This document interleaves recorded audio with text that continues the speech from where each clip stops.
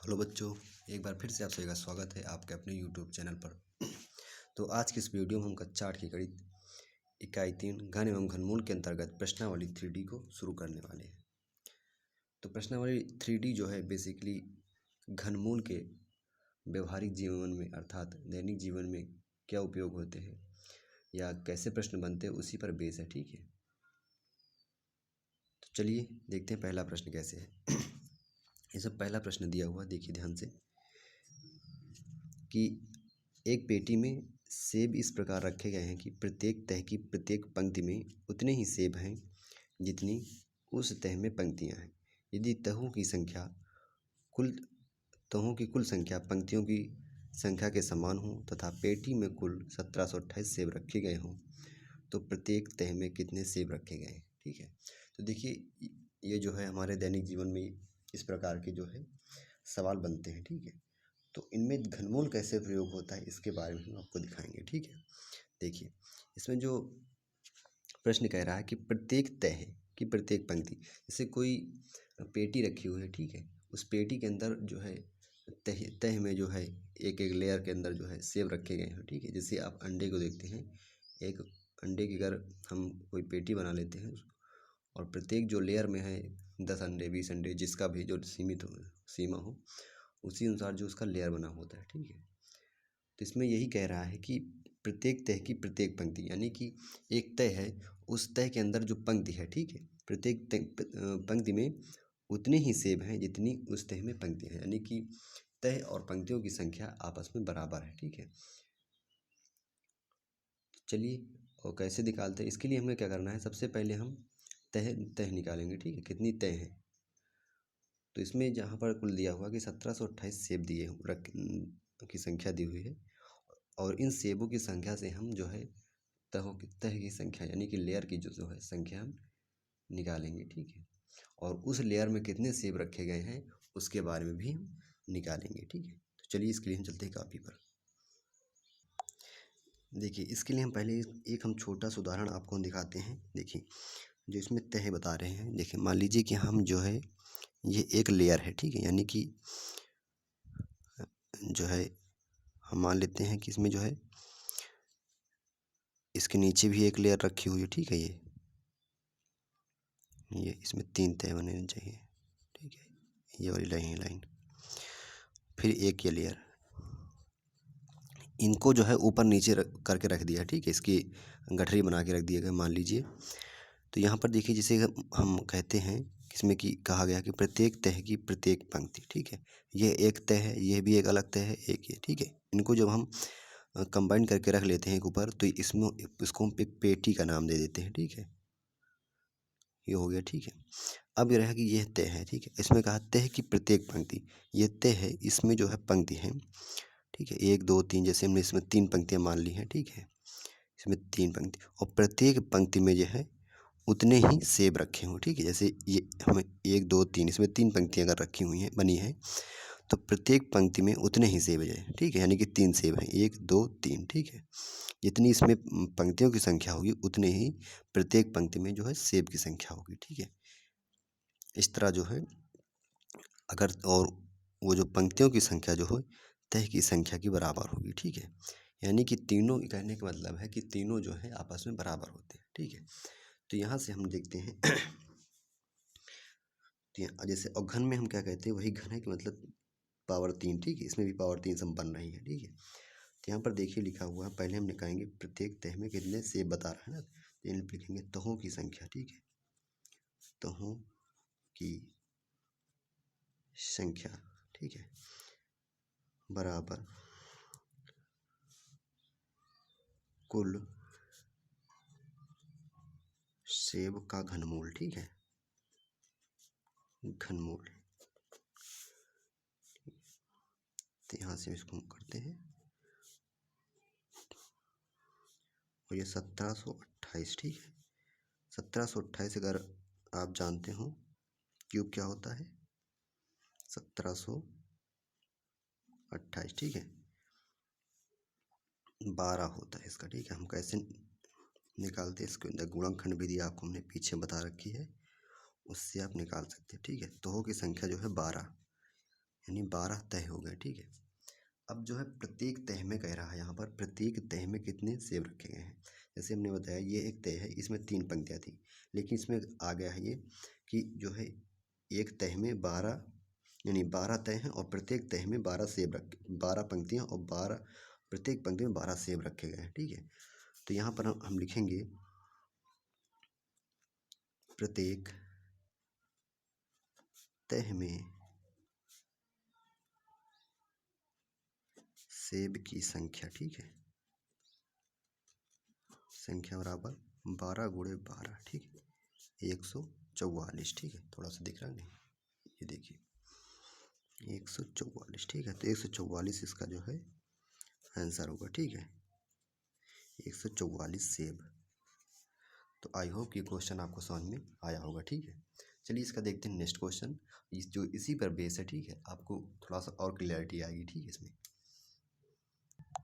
देखिए इसका जो है सेकंड क्वेश्चन है कि एक पेटी में 216 आम, ठीक है, घन के रूप में सजा कर रखे गए, ठीक है। यानी घन क्या होती है कि उसकी लंबाई, चौड़ाई और ऊंचाई। तो जो है घन की जो है लंबाई, चौड़ाई और ऊंचाई, ठीक है, बराबर होती है, ठीक है। तो यहाँ पर देखिए, तो ज्ञात कीजिए कि पेटी में आम की कितनी तह हैं। इसमें सिर्फ तह की यानी कि लेयर की संख्या पूछी गई है, ठीक है। तो चलिए कैसे निकालते हैं लेयर की संख्या, इसके लिए हम आपको कॉपी पर लेकर चलते हैं, ठीक है। देखिए इसका सलूशन लिखेंगे हम, पेटी में कुल आम, ठीक है, पेटी में कुल आम कितने 216, ठीक है। अब लिखेंगे हम पेटी में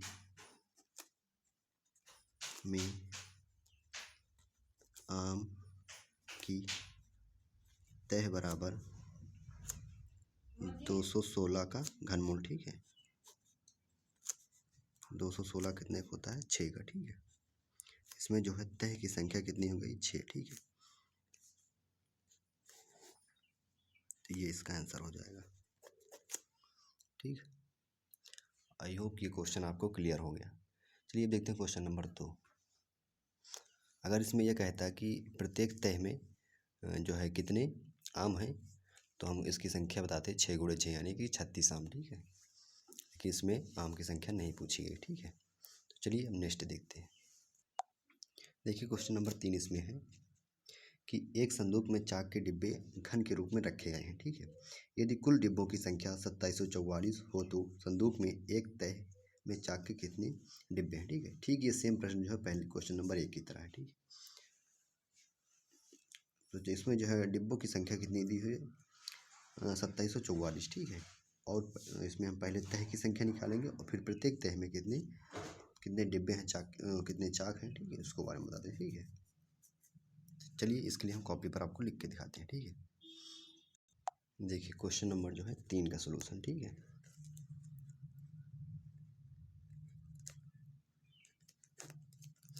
इसमें लिखेंगे हम कुल डिब्बों की संख्या दी है, इसमें कुल डिब्बों की संख्या, ठीक है, कितनी दी हुई 2744, ठीक है, 2744, ठीक है। और फिर आगे कह रहा है कि तो संदूक में तह में चाक के कितने डिब्बे हैं, ठीक है। लिखेंगे संदूक में चाक के डिब्बे, ठीक है। संदूक में एक सेकंड, संदूक के एक तह में, ठीक है, एक तह में चाक के डिब्बे,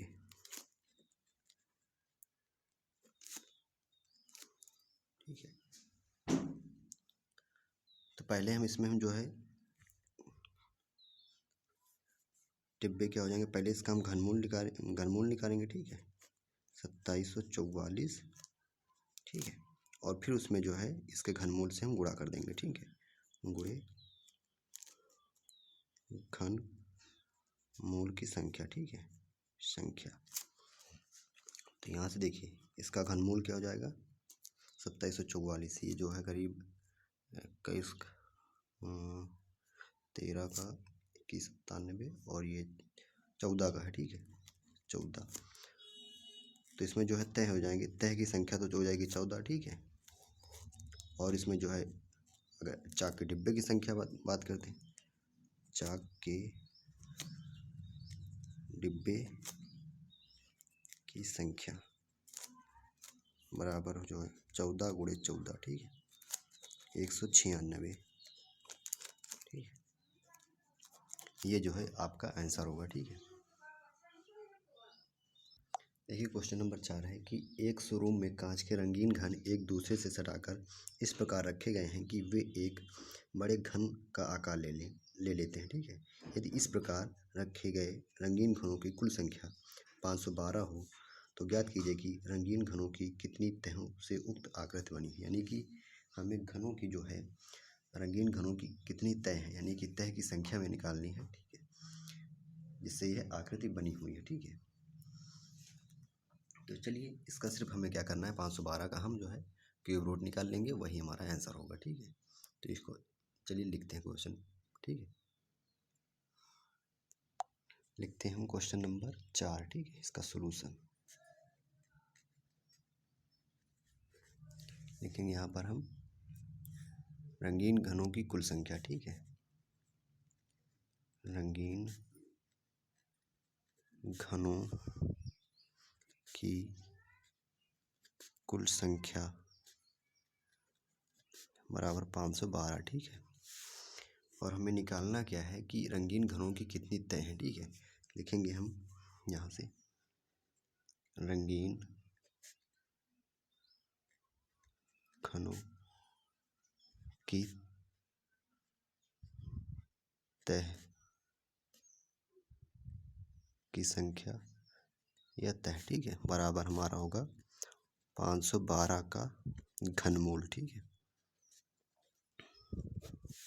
तो यहाँ से हम लिखेंगे 512, ठीक। 512 किसके का है 8 का जो, ठीक है। तो यहाँ से हमारी जो है घनों की तह की संख्या, तह की संख्या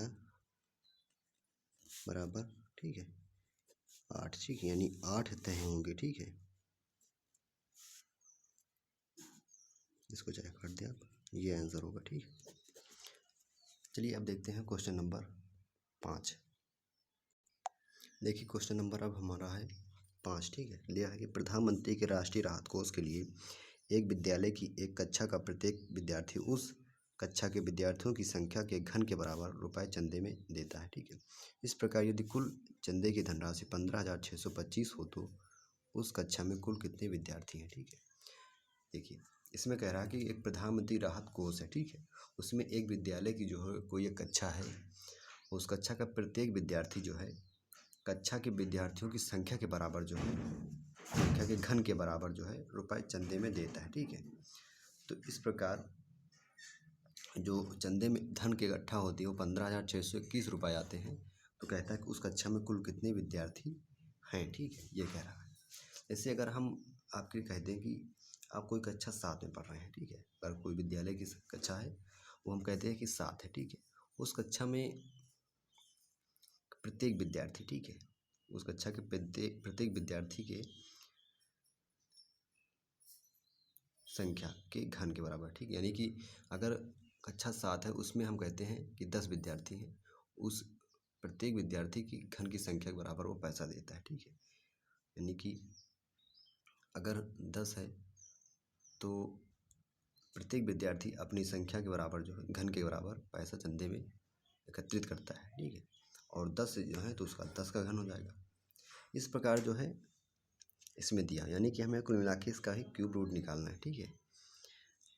तो जो इसमें इस प्रकार के सवालों में आपको इसी प्रकार देगा, ठीक है, कि प्रत्येक विद्यार्थी या प्रत्येक घनों की संख्या ऐसे करके, ठीक है, उसमें लैंग्वेज आप पकड़िएगा, ठीक है। तो चलिए इसका भी सॉल्यूशन निकाल देते हैं, ठीक है। लिखेंगे हम क्वेश्चन नंबर 5, ठीक है। इसका सॉल्यूशन लिखेंगे इसमें चंदे की धनराशि, ठीक है, चंदे की धनराशि बराबर 15,625, ठीक है, ये है। तो इसमें उस कक्षा में कुल कितने विद्यार्थी हैं, ठीक है, कक्षा में कुल विद्यार्थी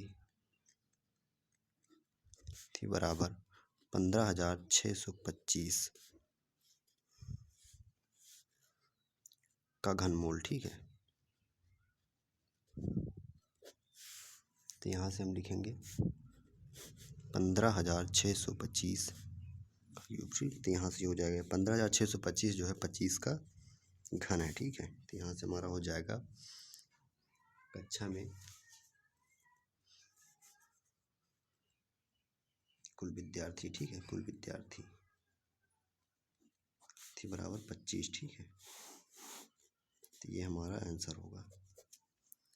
तो आई होप क्वेश्चन नंबर 5 का जो है सॉल्यूशन भी आपको समझ में आया होगा। ये सिर्फ इसके जो है मतलब भाषा जो है क्वेश्चन बड़े होते हैं लेकिन इसका आंसर बहुत छोटा होता है, ठीक है, सिर्फ आपको समझने की ज़रूरत है। तो अब देखिए क्वेश्चन नंबर 6 हम आपको दिखाते हैं, ठीक है। देखिए अब नेक्स्ट क्वेश्चन है हमारा क्वेश्चन नंबर 6। इसमें दिया हो कि एक घनाकार टंकी है, ठीक है, कोई टंकी जिसमें 1331 लीटर पानी आता है।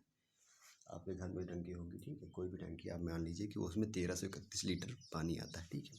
तो टंकी की माप ज्ञात की। देखिए टंकी की माप ज्ञात करने के लिए हमें ऊंचाई पता होनी चाहिए, ठीक, मतलब कि यहाँ पर लीटर, यहाँ पर जो है तो तौल की बात कर रहा है, ठीक है, और यहाँ पर जो है माप यानी कि लंबाई की बात कर रहा है, ठीक है। तो माप ज्ञात कीजिए। यदि 1000 लीटर, लेकिन आगे आपको दिया हुआ है कि यदि 1000 लीटर पानी का आयतन जो है 1 घन मीटर के बराबर, यानी कि आपको जो है लीटर से मीटर में बदलने के लिए आपको इसमें जो है हिंट्स दे दी गई है, यानी ठीक है 1000 लीटर बराबर पानी का आयतन जो है 1 घन मीटर के बराबर है, ठीक है। यानी 1331 लीटर पानी को हम पहले घन मीटर में बदलेंगे, ठीक है। 1331 लीटर को हम 1000 से डिवाइड करेंगे, ठीक है। देखिए क्वेश्चन नंबर 6 का सॉल्यूशन हम देते हैं। लिखते हैं इसमें हम कि घनाकार टंकी में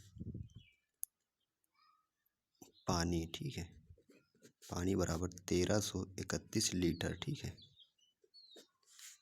और फिर आगे दिया हुआ है तो भाई इसका हम निकाल लेते हैं पानी का आयतन, ठीक है। घनाकार देखिए पानी हो या फिर दूध हो, ठीक है, ये सारे आयतन होते हैं, ठीक है। टंकी, घनाकार टंकी, पानी का आयतन, या सिर्फ हम पानी का आयतन लिख सकते हैं, ठीक है, बराबर 1331 बटे 1000, ठीक है।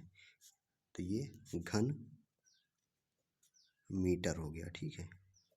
उसमें दिया चूँकि यहाँ पर लिख सकते हैं आप कि 1000 लीटर बराबर 1 घन मीटर, ठीक है, ये दिया हुआ है। अब हम क्या करेंगे, इसमें हमें कह रहा है कि टंकी की माप, ठीक, तो लिखेंगे यहाँ पर हम टंकी की माप, ठीक है, क्योंकि टंकी हमारा घनाकार है यानी उसमें लंबाई चौड़ाई और ऊंचाई जो है समान होती है घन का, ठीक है। तो यानी कि चाहे इसका सिर्फ हम क्यूब रूट ले लें, ठीक है, एक भुजा निकल आएगी क्यूब रूट में। तो 1331 बटे 1000 इसका क्यूब, ठीक है। तो यहाँ से हो जाएगा हमारा, इसको लिखेंगे हम फैक्टर 13 जो है 11 का घनमूल है, घन है, ठीक है। 1000 का 10 गुणे 10 गुणे 10, ठीक है। तो यहाँ से देखिए हम 3 3 का समूह बना लेते हैं, आप इसको जानते हैं, ठीक है। देखिए यहाँ से हम 11 बाहर करेंगे और यहाँ से 10 नीचे, इसको भाग कर देते हैं तो 1.1 मीटर, ठीक है, 1.1 मीटर। देखिए थोड़ा सा ये यानी ये टंकी की जो माप है यानी उसकी एक भुजा की यानी उसकी ऊंचाई कह लीजिए, चौड़ाई कहिए या लंबाई कहिए, ठीक है, उसकी जो है टंकी की माप 1.1 मीटर, ठीक है, 1.1 मीटर। ये इसका आंसर हुआ। ठीक है, हमें आशा है कि क्वेश्चन नंबर 6 भी आपको अच्छी तरह से समझ में आया होगा और पूरी एक्सरसाइज भी आपको समझ में आई होगी। अगर किसी प्रकार की क्वेरीज हो तो आप कमेंट करके बताएं। ठीक है, अगर कैसा लगा वीडियो कमेंट करके बताएं और वीडियो को लाइक करें, अपने दोस्तों के साथ भी शेयर करें। ठीक है, इस तरह जो है एक्सरसाइज जो है 3D कंप्लीट होती है। ठीक है, तो चलिए, अगर चैनल को सब्सक्राइब नहीं किया तो सब्सक्राइब कर लें। ठीक है, तो चलिए मिलते हैं एक नए वीडियो में और नए एक्सरसाइज यानी दस्ता अभ्यास अब आ रहा है, इसके बाद हम नेक्स्ट एक्सरसाइज को चालू करेंगे। ठीक है, इकाई को। तो चलिए मिलते हैं एक नए वीडियो में, तब तक के लिए बाय। जय हिंद, जय भारत।